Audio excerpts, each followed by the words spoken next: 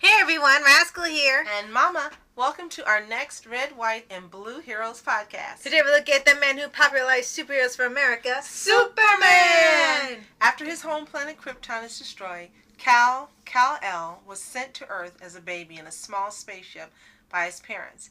His ship landed in the American countryside, where he was found and adopted by two people near the town of Smallville, who named him Clark Kent. Yes, and then started the ever popular craze of no one recognized anybody with or without their glasses cliche. Because we've seen natural views like a million times, and you're like, how do you not recognize the glasses? All the way back in 1938. Yeah, he's been around for a long time. Yes, he's even older than Wonder Woman.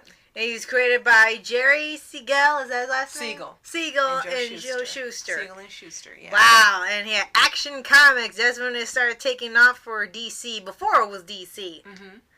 And it was the rise of the golden age of comic books. Mm-hmm. Definitely. And we actually saw a documentary at one point when they had the history of DC Comics and when they first developed him and how he was used during the times of war when they would have the radio show The Adventures of Superman, and how he was used to actually relay messages to the army with the little hints within the radio programs, right. And to help them win. Yes. So they said literally Superman helped save the country. That's right.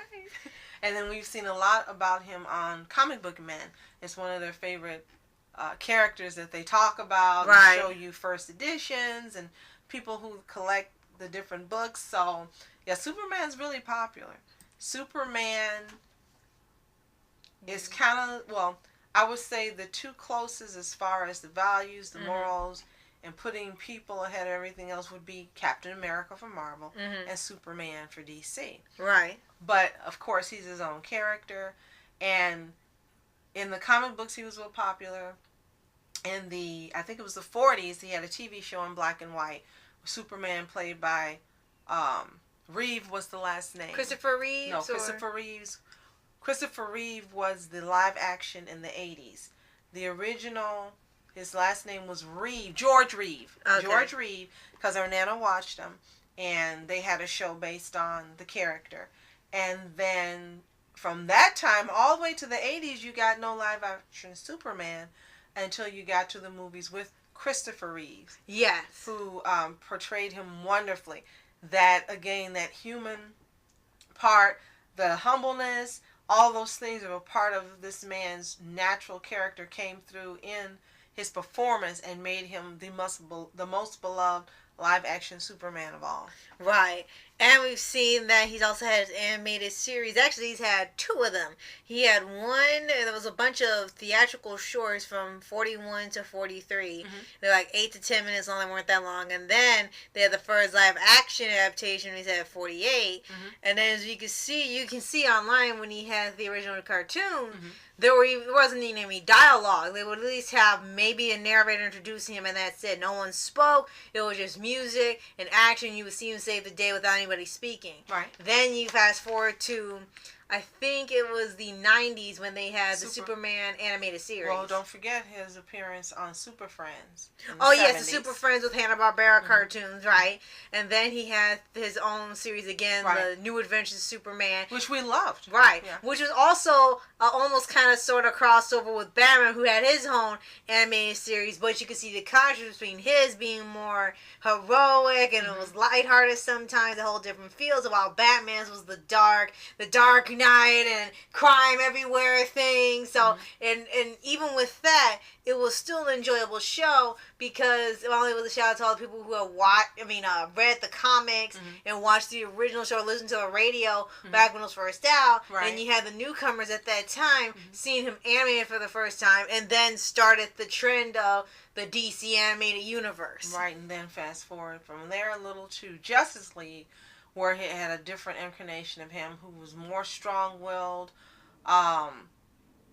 was a little different than previous incarnations. Yeah, and some people notice he got beaten a little more. Not in terms of him getting fights, but he would kind of lose a little more than usual. Maybe because they had more people there, and it's to show that sometimes you do need help, and you can't do it on your own. So, and then you had that little rivalry between he and Batman, because Batman had the kryptonite just in case he went rogue. Right. So, with that being said, I need to give a shout out to Netflix. Thank God for Netflix, because the 90s versions, both of the Justice Leagues, all of these versions, Rascal and I were able to enjoy together. I've seen some on my own, but some I'd never seen. And thanks to Netflix, we were able to see all these different animated versions. And that's how we know that we love the 90s version probably the best. Right. And of course he's had a ton of animated movies in the DC universe. He's already he was portrayed by Henry Cavill in the DC Extended Universe. That's correct. Unfortunately, he'll not be playing him. They were considering casting Michael B. Jordan to have a whole new take on him. So I'm kind of wondering how that's going to turn out if they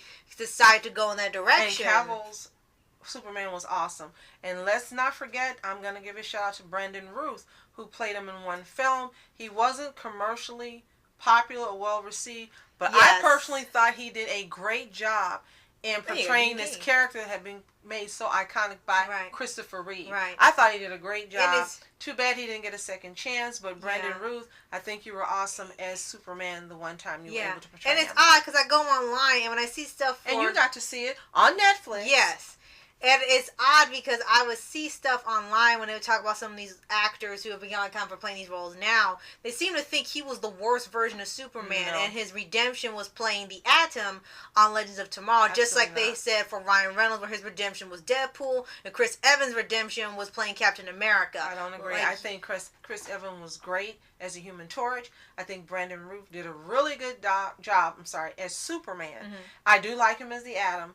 I like his portrayal of Ray Palmer much better on the Arrow series than I do as him on Legends Tomorrow, because he was stronger. He was a genius. He just had character. He was developed, but they took him to Legends and they decided to change him to being a totally different character than he was on Arrow.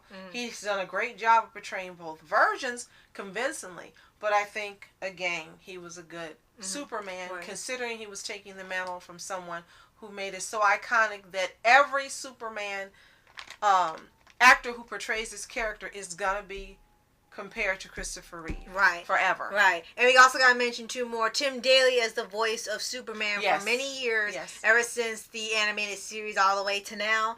And Tyler, what's his last name again? Hulchin, who was Superman in the Arrowverse on with CW. And at first, he really wasn't the best. He seemed like a whole different character that wasn't Superman. But he was too strong and arrogant in the beginning, but they tapered it down when he came back, and you actually liked him after he came back the second time. Yes, that's true. They got much better in his second appearance when they had the...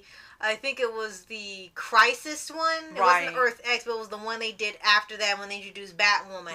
It was a much better take, and it wasn't so overbearing. I think they were trying so hard to make you like him, the people almost took a dislike towards him because not only of his costume, but prior to him appearing, but his personality, when you did see him, it was just like it rubbed people the wrong way. Right, but he was great the second time, and definitely in the crossover. Right. And the CW should have these crossovers more often than once a year, and they need to include all of these series in that universe and let them participate. There was no Legends of Tomorrow this time. There was no Black Lightning, and it's like, why did you leave them out? They should have been included. And then they also make a joke and say, we should have been in the crossover. It's like they knew, but for some reason they didn't. It didn't really make a lot of sense. Maybe they couldn't find them a place to do it, or what. I really You're the writers. No idea. You can write a place, because they make that joke where they're not as popular as the other three, but they're not superheroes. I guess they say, screw you, we're heroes in our own way. Like, but just your own show. Why are you doing that to your own characters and making it sound like they're underdogs when they're not anymore? So you're right. If Michael B. Jordan is chosen, whomever is chosen to take the mantle, it will be interesting to see how they choose to portray this character, what part of their personalities comes through in the character himself, and how well the movie does at the box office. All of these will be interesting to see. Yes. So, we hope you enjoyed this podcast, and stay tuned tomorrow for our next Red, White, and Blue Heroes podcast. And in the comments below, let us know whom is your favorite Superman of all time, whether it's animated or live action, and whom do you think should be chosen to take the mantle to play the next Superman. If you think it's Michael B. Jordan, awesome. But if you think it's someone else, let us know whom you think in the comments below. Yes. So, thank you so much for watching. I'm Ask Entertainment. And I'm Mom Entertainment. Have a toontastic day. Peace. And thank you for joining us for the man who stands for truth, justice, and the American way. Look, up in the sky. Is it a bird? Is it a plane? It's Superman! And reporters sitting, flashing lights, trying to walk around, man, who the hell are you? What you wanna do? Well, man, it's on you. Man, it's on you. With her in my dreams, she was my queen. A castle in the mountaintops, rivers and streams. Plucking sunlight from the sky in my pocket, give it to you later on in the